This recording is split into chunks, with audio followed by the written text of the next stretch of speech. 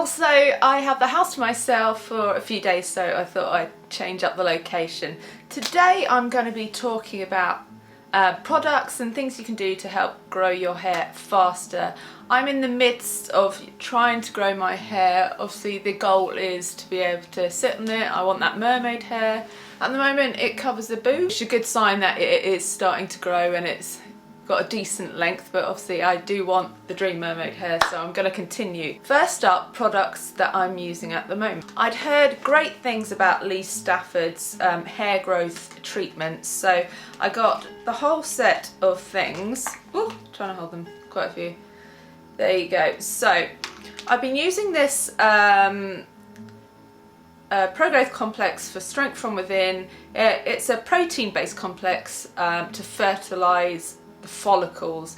Now this is one of those leave-in conditioner type things. I used it a few consecutive days, so I felt that my hair was in good condition, and now I just use it about once a week. There's the shampoo and conditioner, which I am using every day, and then this treatment that you spray in and you leave it in, so it feels like, you know, you're doing something positive for your hair growth all the time, because there's always something there doing its thing.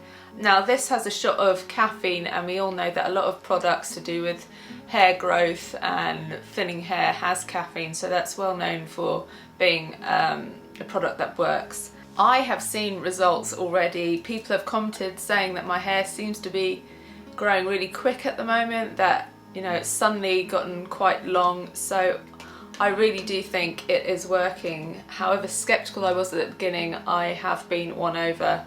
I will say that the shampoo does tend to leave my hair dry, so I do make sure that I put in a serum afterwards, which is what I'll go on to next. So I've either been using this Wella Professionals Oil Reflection, and that's a smoothing oil, and it's full of antioxidants, and it's got macadamia oil, avocado oil and vitamin E, which we all know all those things are known to be good for your hair and just for everything in general, and that just really smooths my hair, makes it feel really silky smooth, and it also helps to detangle a little bit. Another thing I do is the hair therapy oil with argan, and this was from Superdrug, I think, but anything with argan oil generally is a winner if you want to grow your hair long and strong, so always look out for that ingredient and imagine any product with that is going to be beneficial. Another product that I used before was the Fast range, which I got online. You can order it very easily online. I read a lot of the forums about this product, and a lot of people said, oh, they didn't like how it made their hair feel, it didn't lather well, or it left their hair feeling a bit dry or sticky. I didn't find that to be the case at all. I'm very lucky that I live in an area with really good soft water, so everything lathers quite well and everything gets out of your hair quite well when you shower it, so maybe that's why. But I actually found my hair got incredibly soft using this, but more importantly, it really does work. I saw significant hair growth when using this, but please note that if you want it to be truly effective, you do have to use it really every day, and I know some of us find, you know, doing their hair every day a bit tiresome, so if you know that you're a bit lazy or you just don't need to wash your hair that regularly, that maybe this isn't the product for you, because you won't get the most out of it. So yeah, this is fortified amino scalp therapy,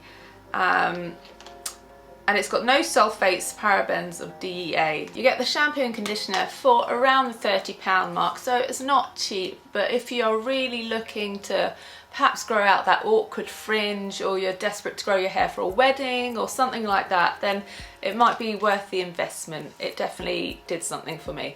Now, when you get out of the shower or the bath and you've washed your hair, etc., make sure that you don't do a vigorous towel dry when you get out of the shower. When your hair's wet, it's at its weakest, so you don't want to be like abusing it violently when it is at its most frail. As you can imagine, you're like that, someone goes like that, you're going to break. So that was a terrible analogy, sorry.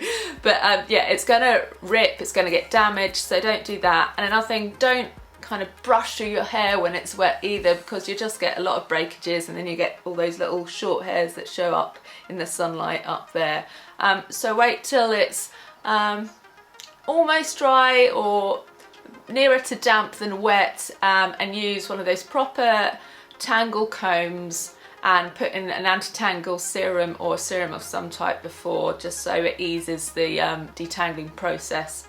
Now, before you apply any sort of heat, whether it's straighteners, curlers, hair dryers, make sure you put a heat defense on. I use my Tresemme heat defense. I've got to say, I'm terrible at remembering to do this, and also a bit lazy, so I don't always do this, but it is so important. Heat is one of the biggest causes of breakages and damage, so if you really want to get that long, strong hair, then you've really got to start being a bit more vigilant with that.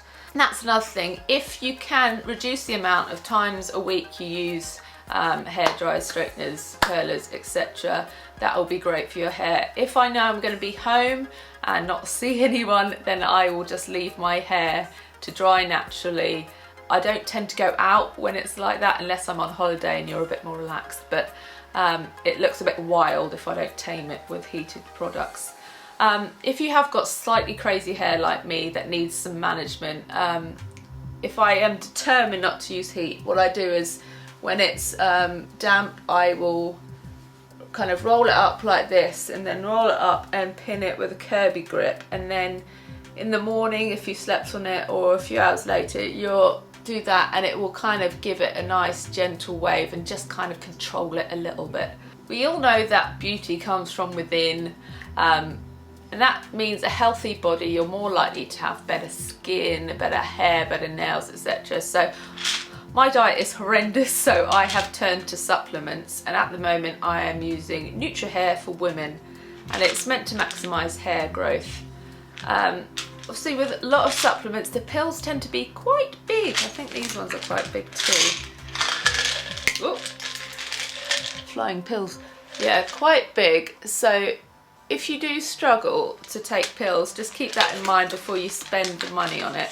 Now, there are very expensive pills, like from, I think Nurcan do an expensive supplement, and you know, the well-known brands, but if you go for like a Superdrug brand or a slightly more unknown brand, you're probably getting the same ingredients, but just they just cost a bit less because there's less branding and stuff. So give that a go. I've also been trying a Superdrug one, which seems to do a similar thing.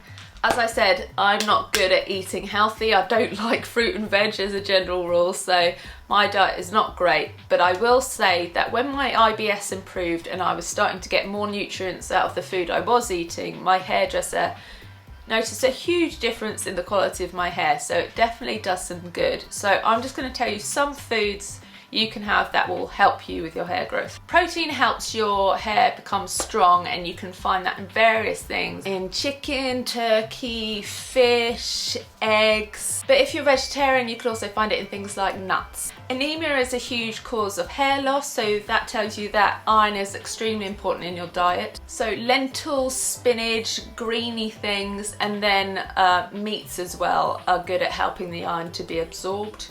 You want some vitamin C in there, so blueberries, kiwi, broccoli, guava, sweet potato, strawberries. Omega-3 fatty acids are a well-known thing for hair growth. Avocado, pumpkin seeds, walnuts, fish like salmon, herring. Ugh, I hate fish. You want to be making sure you have zinc as well, so you can find that in eggs again. Vitamin E is great, so nuts are great again. And biotin is another thing that can be found in whole grain, yeast, egg yolk. There's loads of foods that can be good for hair, but if you Google it, you find so many websites will tell you recipes and things that are conducive to growing your hair. Last thing I'm going to talk about the inversion method, which is all over YouTube. It's become a big phenomenon. I tried it out, so I'll tell you how I got on with it. Inversion method is basically 1 week out of a month, you tip your head down like this, in between your legs, whatever, just so the blood is going to the scalp, and you massage it for about 4 minutes, ideally with some sort of oil, maybe olive oil or coconut oil. I went for coconut oil. So you do the massage and then you leave it in your hair for a couple of hours, or ideally overnight if that suits you time-wise and what you're doing, etc. And you do that for a week. You don't want to do it every week for the month, because then your scalp will get used to it and it will stop reacting to it, and you don't want that. So make sure you stick to the 1 week rule. Now I tried it and I just found it a lot of effort and a bit messy and a bit inconvenient. I don't want to sleep with oils in my hair because it just makes your duvet smell all greasy. If I'm not out and about, I generally want to be filming videos or doing stuff, so I don't really want to have oil in my hair. It's just a bit of a faff for me. So what I am going to do, because I reckon there's probably something in it and it probably does work, I'm going to just do the massaging part for that 1 week every month, because I reckon that's got to be doing some sort of thing to stimulate the follicles. So I'm going to do that bit and just leave out the oils. A lot of you probably aren't as lazy as me, so give it a go. It's definitely worth a shot, and some people on YouTube seem to be getting some great results from it. During a time of intense hair loss, I went to a brand called Nanogen, and they really specialise in this sort of thing. So they can offer you fibres that you can put in your hair to kind of cover up areas where the scalp's showing a bit more. It gives the illusion of thicker hair.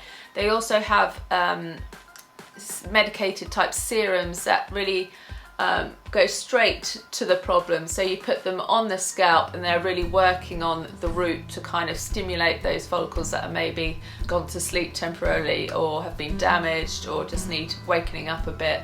And it should stimulate the hair to come back if you have suffered from hair loss. So look into brands like Nurkin and Nanogen for things like that. I suffered from quite bad hair loss a few years ago. I lost a lot of hair because of stress. It got so bad I had to cut my hair to about here because it just started to look noticeably thinner. So I know how much hair loss can affect your confidence. So even if you're not looking to grow your hair really long, you're just looking to boost what you have or get it back to its former glory, I hope some of these products might be useful to you. Let me know how you get on. Just be warned that some of them are a little bit pricey, so just weigh up whether they're worth the risk for you in your current budget. So good luck.